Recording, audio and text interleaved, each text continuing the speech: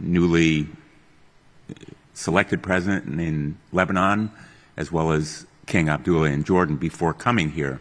And I think we are at the cusp of a potentially enormous opportunity. Israel, to its great credit, has broken Iran's axis.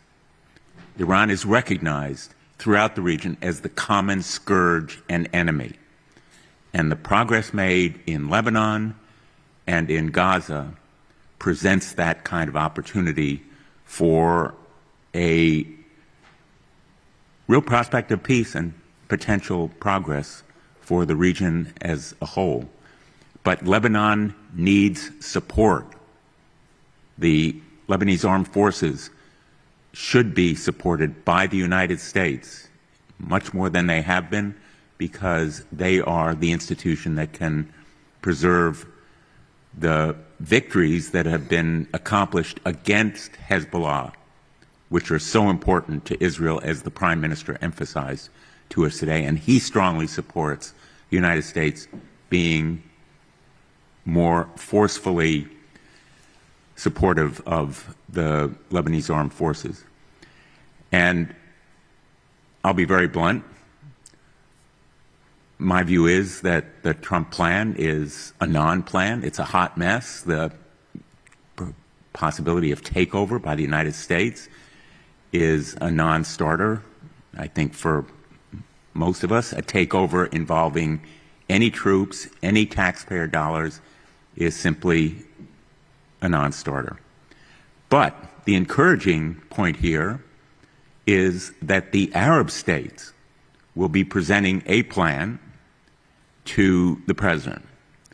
My talks with King Abdullah convinced me that the plan that the Arab states will offer to President Trump provides a realistic prospect for normalizing relations, self-determination by the Palestinians, regional defense arrangements, and security for Israel. If those components are part of a realistic plan, it could be a game changer for the region.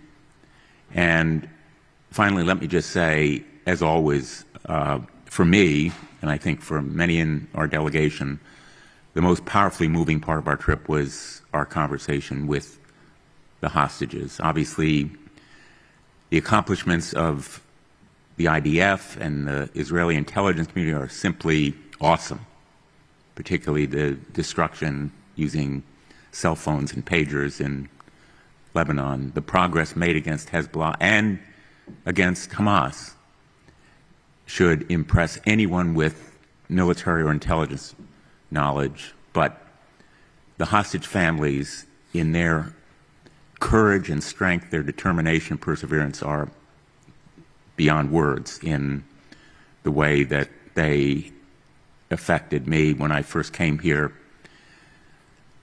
a couple of weeks after October 6th. I think it was the high point, our meeting with them at that moment, and again today. So the urgency of returning the hostages continually is on my mind and my heart. And I think they will be with me when I go back to the United States. Thank you. A little bit of housekeeping first. In less than 24 hours, our delegation has had meetings with the defense minister, the foreign minister, the Speaker of the Knesset, and the Prime Minister and his team. So first of all, our thanks to the Israeli government for making such a significant element of Israeli leadership available to us in a short time period. Second, this is actually a pretty cool delegation, as Senate delegations go anyway. Lindsey Graham has been working intensely hard to try to solve problems here in the Mideast, and I am very proud to be associated with him. Dick Blumenthal has been working with him very carefully, showing both bipartisanship and extraordinary diligence. They've both been here over and over and over again. Dick started coming to Israel when he was 11 years old. Joni Ernst has been the conscience of the Senate with respect to hostages and is extremely knowledgeable over here all the time. Her colleague Dan Sullivan couldn't be with us this evening because he has another speaking engagement, but he is also a very frequent traveler to this area, very strong on regional issues. Adam Schiff spent very important years as the head of the House Intelligence Committee and is deeply versed in the issues in this part of the world. And Andy Kim, as a former Foreign Service officer, really knows how diplomacy is done. So it's been a great honor for me to be with everyone, and that's kind of the background for the delegation. The one point that I will make is that one of the purposes we have had in coming here has been to, on the one hand, make sure that Israel is able to zero out its continuing risk of Hamas attack out of Gaza, but in doing so, not irreparably disrupt the really important ongoing peace framework that has been developed among Israel's neighbors. Deconflicting those two imperatives is going to be the key to the region's success, and we've been here trying to encourage that. And with that, let me turn it over to Senator Ernst. Number one, you will be invited back. That was good. Thank you. And I will also share my thanks for the Israeli government for making these meetings happen today. But first and foremost, I want to say thank you to the hostage families that joined us this afternoon and again shared their concerns, their feelings of loss and sacrifice for those that are still being held, those that are now deceased is quite palpable. We feel it. To our very core. The urgency they asked us to communicate, it is necessary that we bring our hostages home today, so as soon as possible. So the past several years, I've traveled extensively here in the Middle East, and since October 7th, I have been in the country now 5 times, working on hostage issues, other issues when it comes to the peace treaty and strengthening our Abraham Accords. What I have heard from many leaders, not just here in Israel, but with Arab nations, is a question they will ask me: where is American leadership? Well, make no doubt about it, folks, that in the last several weeks we have seen American leadership. It is present once again. So first again, hostages must come home now. Now. And this threat is not just against Hamas, but is their backers, Iran. There is a common thread through the Middle East. Those that see Iran as an enemy, which would be not only Israel, but also our Arab partners and allies. Iran, listen very clearly. We will put maximum pressure on you, and we will work with our Israeli partners to make sure you do not succeed economically, militarily, politically in this region. So we will continue to be the absolute partner to Israel and our friends and partners here in the region. Absolute. There is no daylight between Israel and the United States of America. Bring our hostages home now. And Iran, Hamas, we are coming for you. Senator Schiff.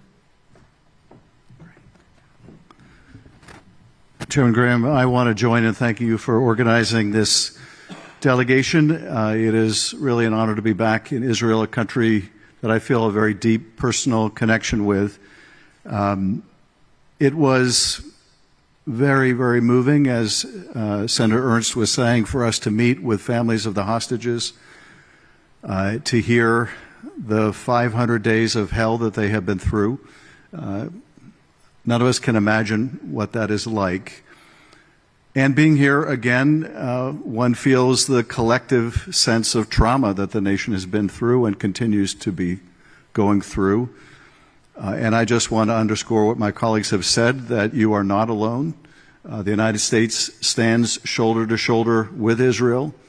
We have been so devastated not only by the magnitude of the horror that was inflicted on Israel 500 days ago, but also by the incredible wave of anti-Semitism it unleashed around the world, all too much of which we have experienced in the United States as well. A surge of anti-Semitism, which I know must contribute to a sense in Israel of being alone, but we want to underscore that you are not alone. You have a very powerful friend and ally standing with you, and that is the United States of America. Hamas can never be allowed to pose a military threat to Israel again.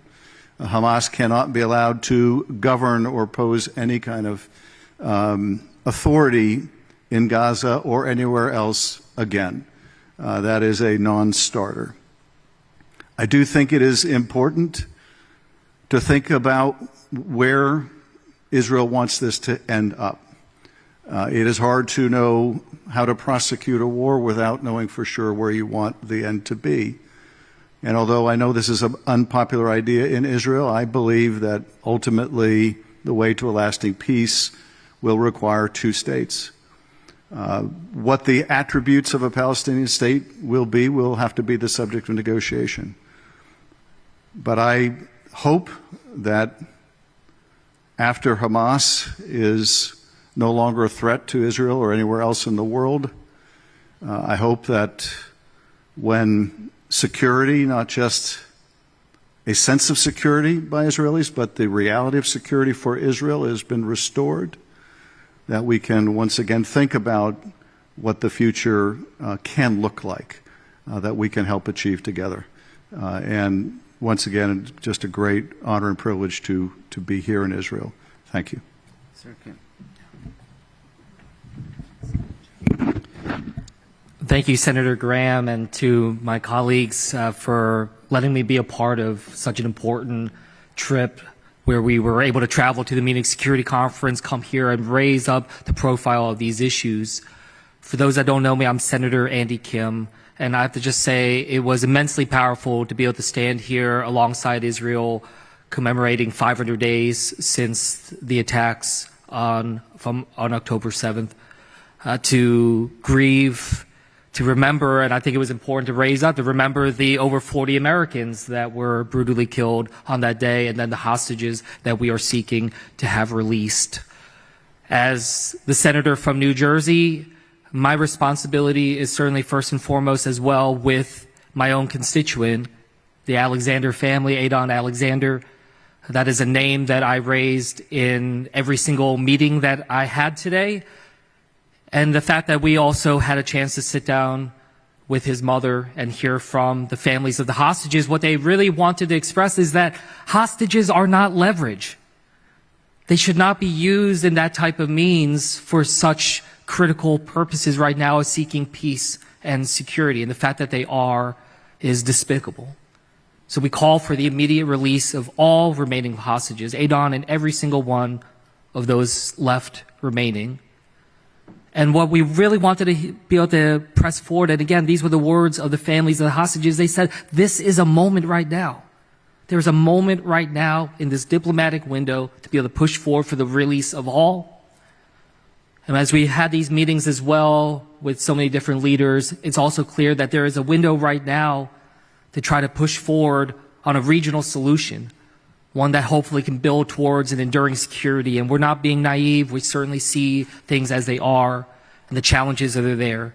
And protecting Israel's right to defend itself, to be able to ensure that Hamas doesn't pose a threat and they are not in political or military control in Gaza or elsewhere. But we have to make sure that we're pushing for that longer enduring security, to be able to seek the kind of stability that we want with Israel, with the Palestinian people, and for all in the region. Thank you again for letting me be a part of this. Take a couple of quick questions. Yeah. He was first. Thank you. Thank you, Senator. My question is regarding, hold on, I just wrote it.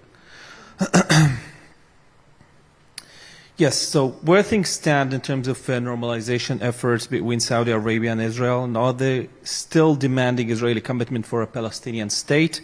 And another question, how effective do you think the sanctions that President Trump has imposed on the ICC in terms of dropping the arrest warrants against Netanyahu and Gallant? I am Balik Sladim from I-24 News. I'll take a shot at jump in.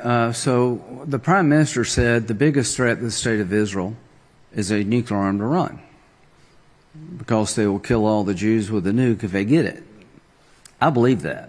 So they can't get one, and they could use it if they had more than one against Arabs, against us. So second to that was the ICC. I mean, look at all the threats the nation of Israel faces. He believed that the International Criminal Court claiming jurisdiction over the state of Israel, a non-member, to be prosecuted in The Hague is an existential threat to Israel, and I agree with that. The hope is that our Democrat and Republican colleagues can take another shot at legislation to sanction the ICC. I think there's a breakthrough to be had where we could get 80 votes, and we're going to go back to the drawing board. The second thing that's important is any state that tries to implement the arrest warrant, any nation state, I believe should be sanctioned heavily by the United States. Why? To deter. We're next. The theory of the case is that a non-member, Israel, a very robust democracy, by the way, the Rome Statute wasn't written to deal with Israel, the United States. It was written to deal with ungoverned areas, lawless places in the world. So the theory they're espousing is that they have jurisdiction over every country anywhere in the world, and if they receive a complaint they think is legitimate, they can come after a democratically elected government with a robust rule of law that's not a member. What prevents the ICC from coming after the President of the United States?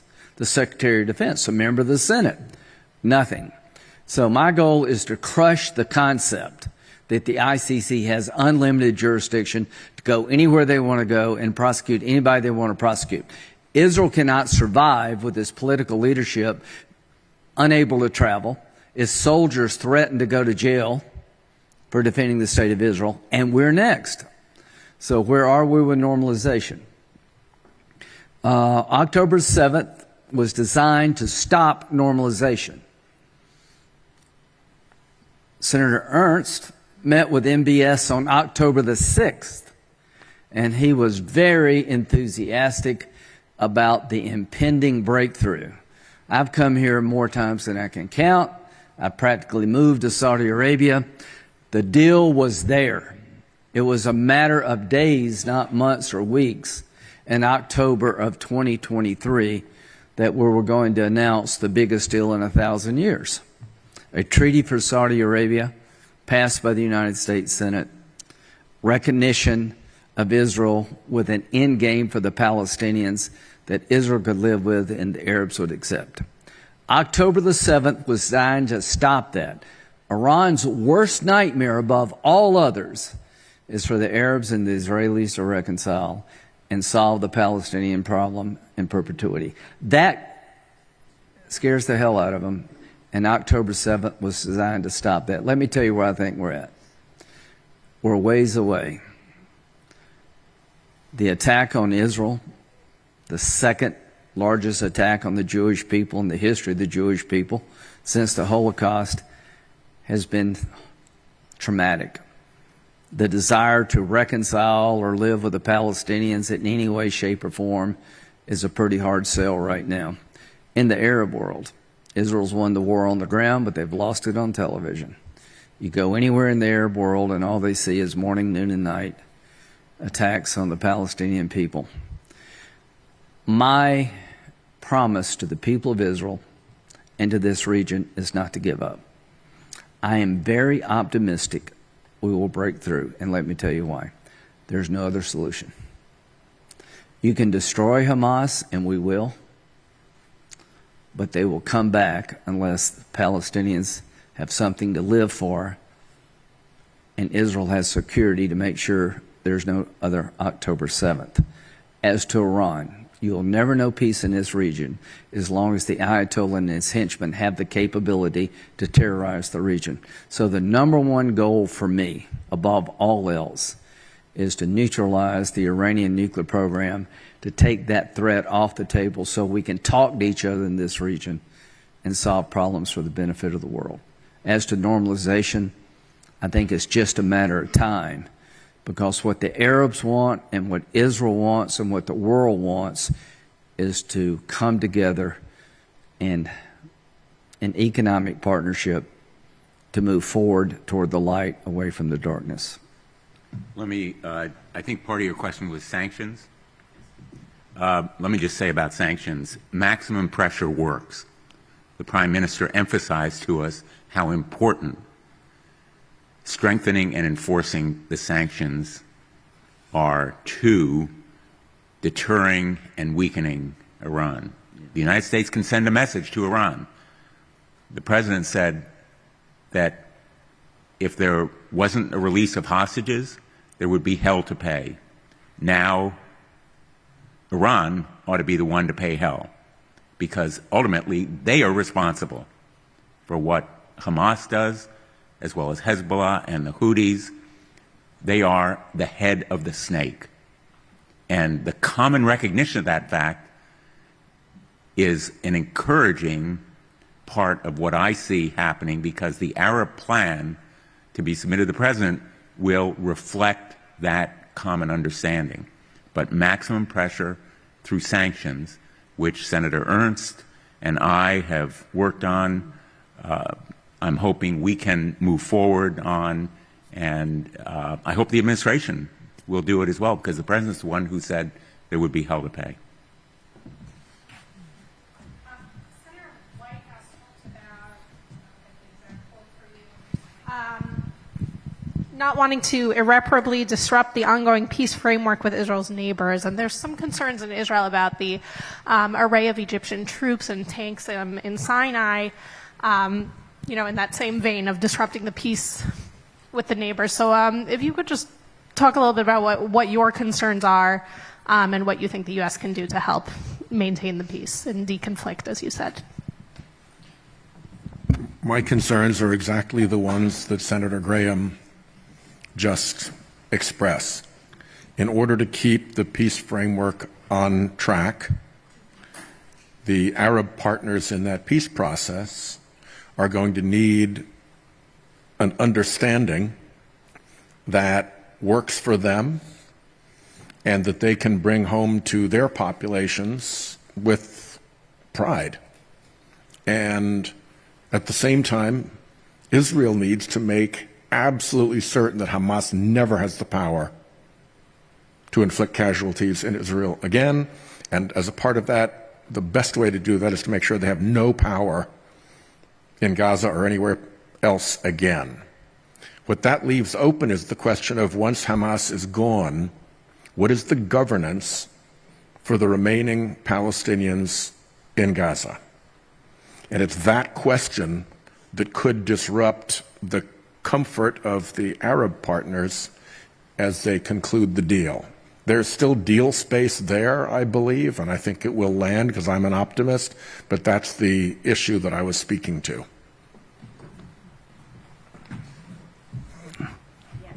Yeah, we'll get you a couple more.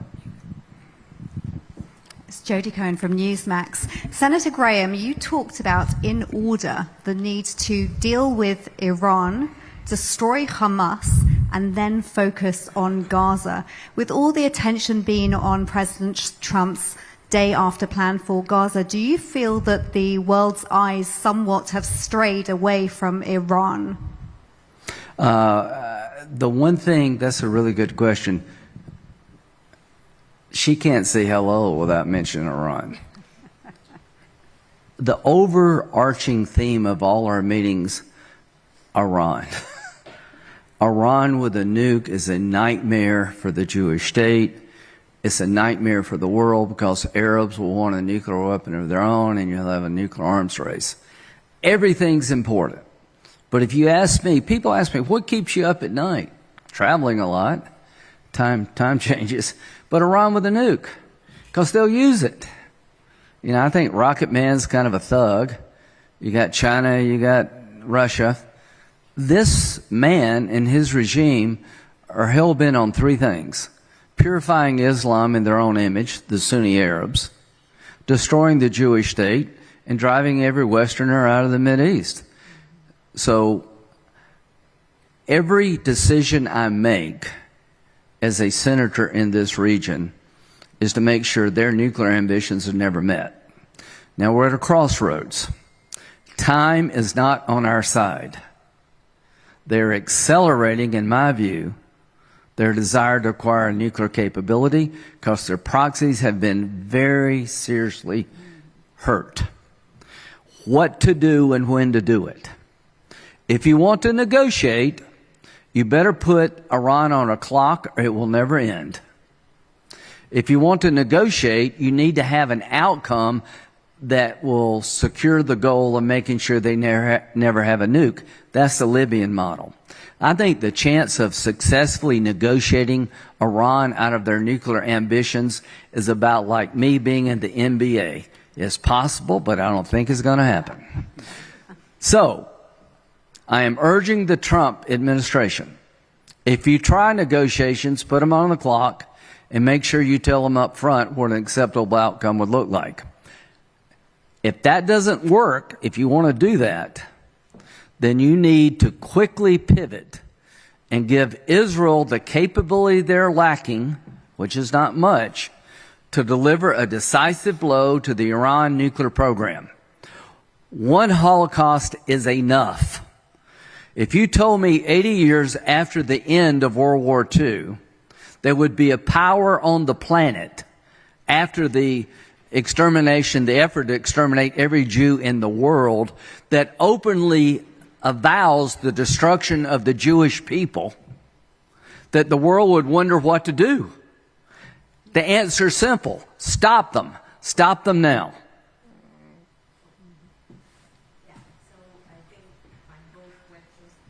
Thank you. Hi, I'm Lisa Rozovsky from Haaretz, and I think my both questions are to you, Senator Graham. First of all, you were already asked about it, but still, it seems like a lot is happening now in Riyadh, both in connection to the Ukrainian-Russian war and here. From what you hear from the Trump administration and from your meetings with Netanyahu, what would be Saudi Arabia's role in the day after in Gaza? And is it somehow maybe interconnected with what's going on in Ukraine? And second, about the ICC. Before sanctioning Netanyahu and Gallant, ICC sanctioned Putin, and then I don't think I heard any protests against it from your side. Aren't you afraid that this bill you're trying to pass and President Trump's executive order will ultimately disrupt, ruin the international law, the international order? Okay. Thank you. Russia and Israel are not the same. Bibi and Putin are not the same. Bibi actually has to get elected. Nobody's falling out of windows over here that I've seen. The idea that there's a comparison between Putin's Russia and Israel is offensive to me at every level. The Prime Minister goes to court 3 days a week. You have a very robust legal system over here. And if you don't like the government today, just wait. There'll be an election in 2 weeks. Does anybody really believe that Putin's held accountable by anybody in Russia? That's why you have the Rome Statute, not the United States, not Israel. So that idea, to me, is an offensive concept that there's any comparison at all. What role will Saudi Arabia play? The key role. The definitive role. Now, how does this war end? It ends with the destruction of Hamas. It ends with people being able to leave Gaza if they want to, but the ones who choose to stay, what's next? And Iran's on the top. You've got to get that done. Nothing works.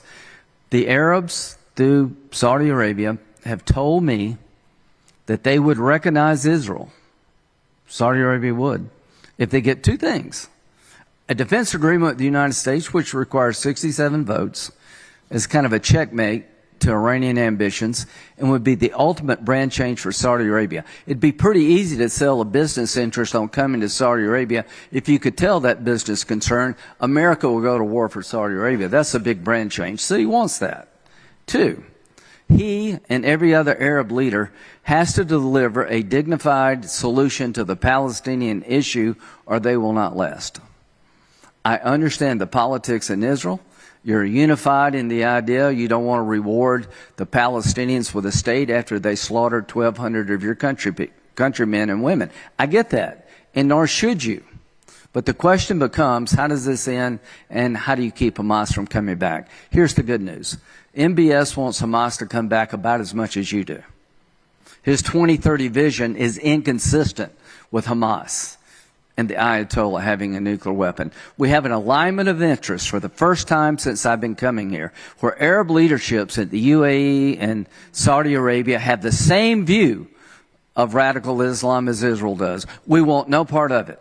We reject them. Women are working in Saudi Arabia. They're driving in Saudi Arabia. Then go to dinner by themselves. Things that seem small or large. They're going to spend $1 trillion in Saudi Arabia modernizing their economy, becoming the leader of the world for AI. Hamas prevents that from happening.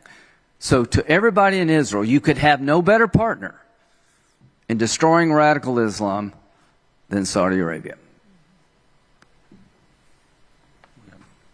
Last question. Hi, Alexander Cornwell from Reuters. Question to Senator Graham, just picking up on this point about the day after, what exactly is the role of the Gulf states with regards to reconstruction, security and governance? And just secondly, to Senator Blumenthal, if I may just sneak it in, what attributes about this plan that King Abdullah has explained to you has convinced you that this is realistic and that this could work and be a viable alternative to what the president has made public? They're meeting in Saudi Arabia next week to come up with a plan that would allow the Palestinians to leave if they would like, but if they stay in place, to reconstruct without a mass exodus. And they're going to present it, I think, to the world, but particularly President Trump. The one thing that President Trump has done, he started a discussion that was long overdue. I think the Arabs have woken up, hey, we need to find a better alternative than what's been said. So I'm quite optimistic the Arab world will come up with a plan and present to President Trump that shows how you can provide security to Israel and deal with the Palestinian issue without driving them all out. Think of World War II. Germany and Japan were the most radical populations on the planet. There's no more radicalized group of people on the planet than people who live in Gaza and, to a lesser extent, West Bank. They've been taught from the time they're born to the time they die, kill all the Jews. How do you fix that? What did we do in Germany and Japan? We changed the education system. We empowered new people. We took the old and replaced it with the new. The one thing I can promise you, I don't speak Arabic. I am not the guy to do this. And quite frankly, our friends in Israel are not the people who do this. Who will change the education system in Gaza? The Arabs. And they're doing it in their own country. Who will give economic hope to the Palestinians? It will be the Arabs, because we're not spending a dime. We didn't start this war. So my belief is that de-radicalization and demilitarization can only be accomplished through Arab involvement. The role of Israel. You should have the ability to go into any place you need to go to stop a terrorist attack. We did not leave Germany and Japan. We had a military presence there, and we're still there in a different role. I think it would be foolish to expect Israel to just leave the day after Hamas is destroyed. You have legitimate security concerns that will require some form of military presence. But let me tell you what would be equally implausible is to occupy Gaza permanently.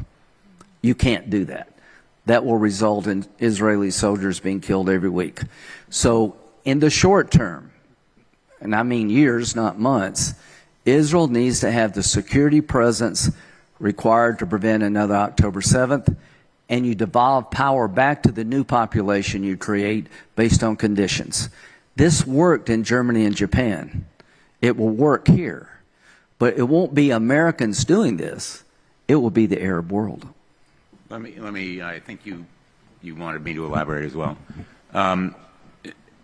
My conversations with Arab leaders, most recently King Abdullah, have convinced me they have a really realistic appraisal of what their role should be in their own national interests, which is security in Gaza, which they have the military resources to do, reconstruction in Gaza, which they have the money to do, education in Gaza, which they have the cultural architecture to do, and an appreciation for the support of the United States through a possible defense treaty against the common enemy, which is Iran.